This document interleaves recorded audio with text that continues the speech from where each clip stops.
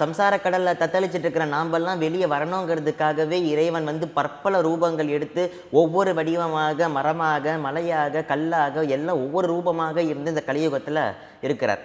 அப்படி நம்ம இந்த சம்சார பங்கத்திலேருந்து நம்ம வெளியே வரணுங்கிறதுக்காகவே இறைவன் ஒரு மலையாக இருக்கிற இடம் திருவண்ணாமலை. திருவண்ணாமலைங்கிறது அக்னிஸ்தலம்ங்கிறது எல்லாருக்குமே தெரியும். அதையும் தாண்டி எது ரொம்ப சிறப்பதுக்குன்னா திருவண்ணாமலைனா நினைச்சாலே முக்தி. காசியில் இறந்தா முக்தி.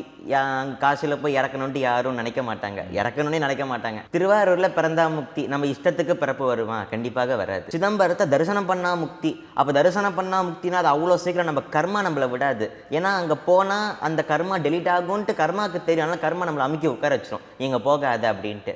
அப்போ திருவண்ணாமலைனா நினச்சா முக்தி. ஸ்மரணம் பண்ணால் நமக்கு மரணம் வராது.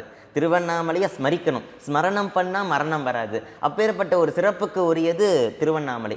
அந்த திருவண்ணாமலையை ஸ்மரணம் அப்படின்னா நினைக்கணும். நினச்சா எப்படி? இப்போ நான் பேசிகிட்டே இருக்கிறேன் திருவண்ணாமலை அருணாச்சலம் நான் சொல்லிக்கினே இருக்கிறேன், அப்போ எனக்கு முக்தி கிடைக்குமா அப்படின்னா கண்டிப்பாக கிடைக்காது. ஏன்னா ஸ்மரணம்னா இந்த தோலை தாண்டி எலும்பை தாண்டி நரம்பை தாண்டி ரத்தத்தை தாண்டி உள்ள ஓடுற அணுவோட அணுவாக கலக்கணும் அந்த நினைத்தல்ங்கிறது. அதுதான் காதலாகி கசிந்து கண்ணீர் மல்கி ஓதுவார்.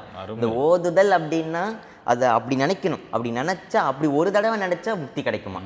அப்பேற்பட்ட ஒரு சிறப்புக்கு உரியது திருவண்ணாமலை.